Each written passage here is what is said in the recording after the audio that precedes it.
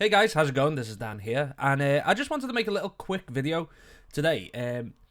There's just a couple of things that I've figured out over the past couple of weeks that I just wanted to, I guess, make a video explain to you guys, and hopefully it'll help yous along the way.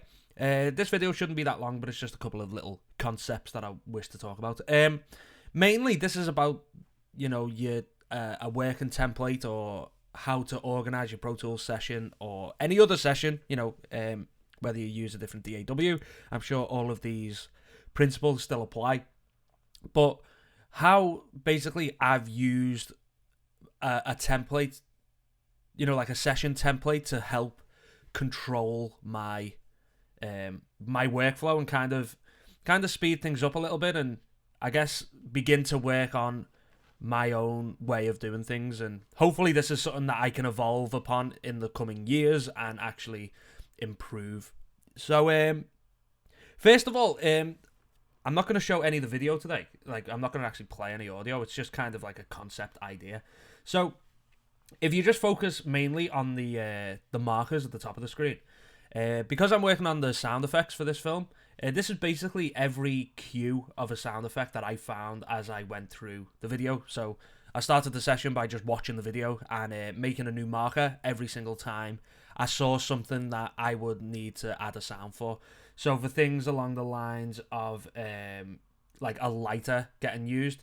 So all I did is when I got to that part in the timeline, just pushed enter on the numerical keypad and actually added in a marker. So if you look down in the bottom right now, all of these are my markers that I can just move through the film by looking at. So say, for example, I wanted to work on door knock, which is number 7. I can just push, I guess, period 7 period, and that's moved me to that location in the session. Very fast way of moving around things, and also if you've got this memory location thing in the bottom right, you can kind of see where you're up to, and you get the number reference where you can just kind of fly around your session doing that kind of stuff, which is marvelous. The next thing I want to talk about is just color coding. As you can see here, I've left this purposely blank so I can explain it to you.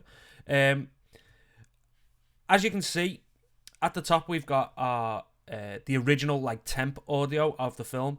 After that, I've just got two synth tracks where one of them's set up to just have like a low frequency kind of sound, which is just to add in as sweeteners to some other sound effects that I've got here. So it's literally just a synth with some delay and a guitar modeler on it.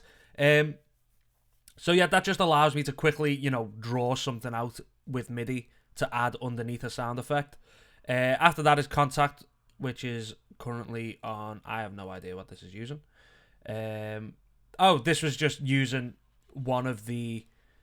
this is using Contact just purely as a sampler to actually pitch something down. So that's what I've used that for. And after that is just the bounce track for Contact. So once I've actually wrote it in MIDI, if I'm happy with it, I'll just record it onto a track below it. After that, I've used these MIDI tracks as a separator. So obviously, as you can see, as you move down, there's these black tracks in between each section of tracks. So these are my record tracks. So it's just a mono record, a mono audio track and a stereo audio track.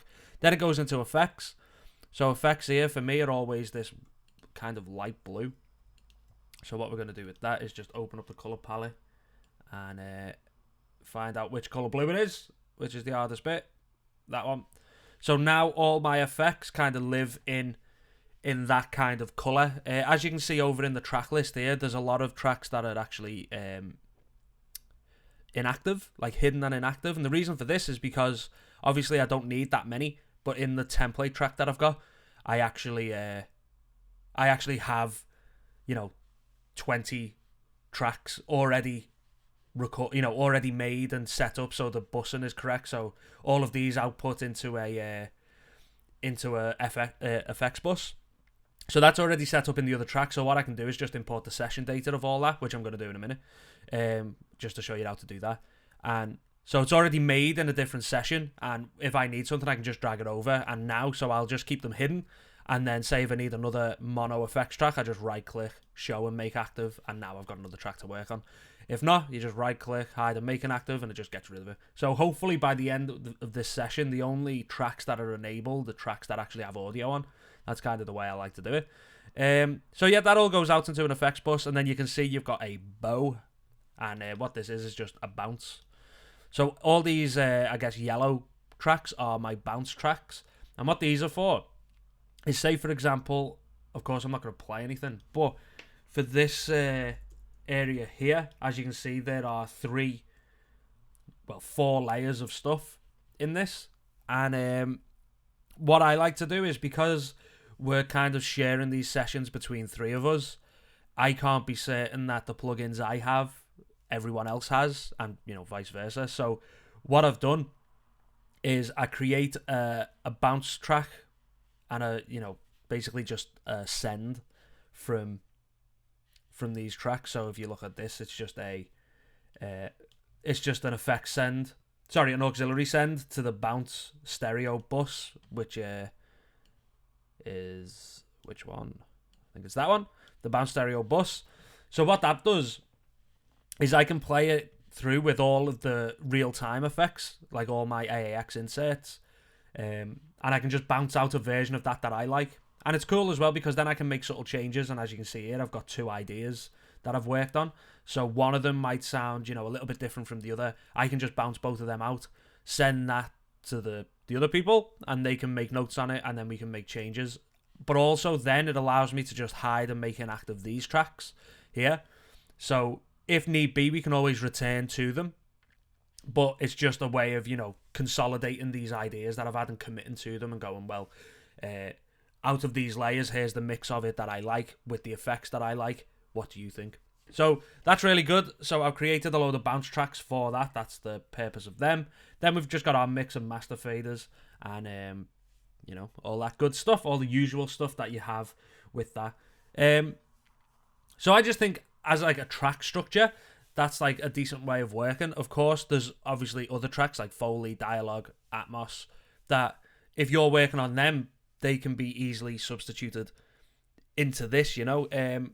Say, for example, on the next film, I'm working on Atmos instead of effects. What I would do then is just substitute these effects tracks out for Atmos effects. And from there, you know, I can just go with that. I think this will also work as well if you're working on every bit of audio for the entire like project that you're working on, because of the way these MIDI tracks. Sorry, I never explained. These are just MIDI tracks which just have no color. So when you go to, if you open up the color palette, you just go on none. That'll just turn that into nothing. So yeah, the way these are separated out, and as long as you've got a consistent color coding, I think Atmos for me is green, and you know, Foley will be purple or whatever.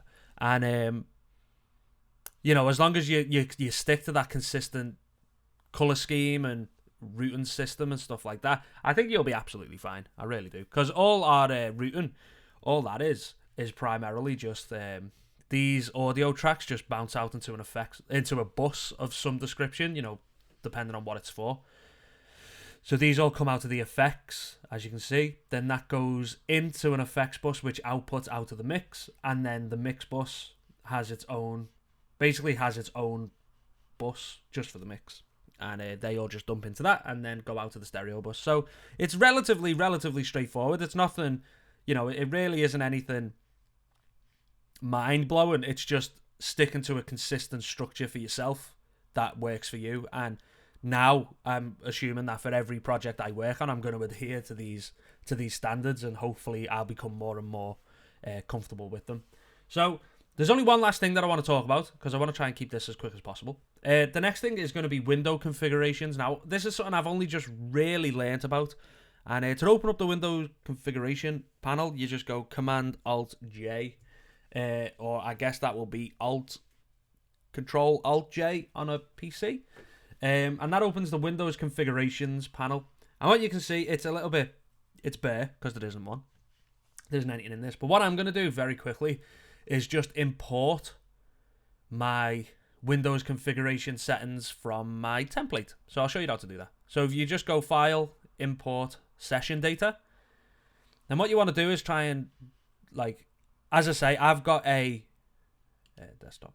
And I've got a template actually on my desktop, which is just a Pro Tools session, which houses all these tracks and stuff like that. So I just say open on there.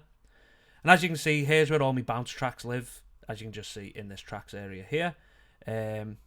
I also have a couple of auxiliary sends, so different reverbs, delays, guitar racks and stuff like that.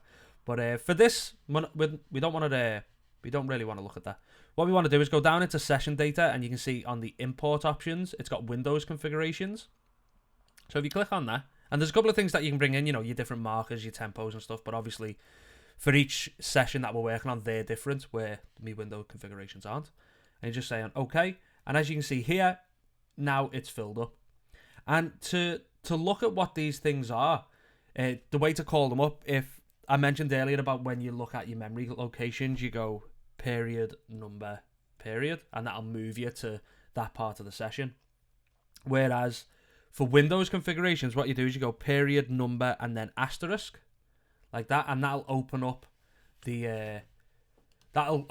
that window configuration. So as you can see here, the video track become active, and kind of the layouts of everything snap to where I set them to. So the memory locations move further up here. The arrange window closed in a bit so we can see the clip list and stuff like that. So if I wanted to show my audio suite plugins that I use more often, I go period to asterisk, and then there come my audio suite plugins. So I use HEQ a lot, and I use the reverse function a lot. So I'll keep them here. As you can see, the video move further down.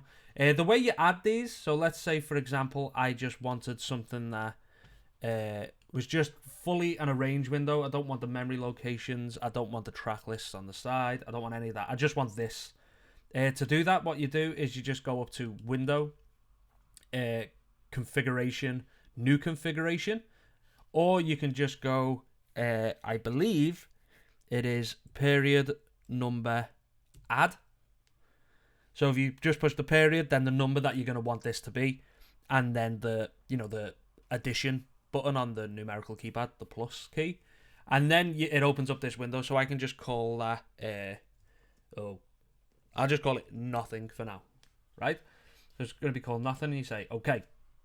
So what we can do now is go period 3 asterisk to get to our full range, which has got these in. And if we just want it to nothing, we just go period 4 asterisk nothing. But that keeps hold of the window. So what you can do, if you don't want that to actually be there, because what I've done, I've just hidden the window there. Where what you want is to actually, where it's got video online, turn that off. Then if you go to that little like the contextual menu that opens up a new one, you can just say update nothing. And what that's now done is, because I've made a change, it will actually it'll just save that change. So now if I go period 1 asterisk is this, period 4 asterisk, it keeps the window open. Okay, so I've learned that the window, the window for the video, which you open and close by using Command 9 on the numerical keypad, that's one of them windows that actually doesn't get affected by this. It's as well as the Windows configuration button. So if I close the window configuration and then recall a configuration, you can see that the windows stay closed. Where if I open it and then change it, you see that it stays open. And if I go back to that other one, it stays open. So there's certain windows that actually are unaffected by the change of window configuration. So things like the video track and not the video track, but the video preview monitor and the actual Windows configuration button. But I'd say it's just a way of learning, shortcuts, and it's the way of getting comfortable with your session and actually being able to not use the menus as much and actually learn the shortcuts and actually trying to become, for me at least, trying to become a bit of an expert on Pro Tools and actually try and learn some of what these functions are to make my life a hell of a lot easier and to make my life, make my workflow faster and make, because, time's money at the end of the day. And if we can, if doing this in a session saves you an hour at the end of it, although an hour after you've put in 20 odd hours may not actually, 20 odd hours, maybe an hour after putting in 100 hours doesn't seem like a lot, but down the line, you know, it could be extremely valuable. So that's all I wanted to talk about. Just a little bit of a post-production workflow for setting up your Pro Tools session. Hopefully you found this useful. Please let me know if you did. And I'll try and come up with more ideas for the future. But this has been Dan. You've been watching GrapeVineRecording, and I will see you all next time. Bye-bye.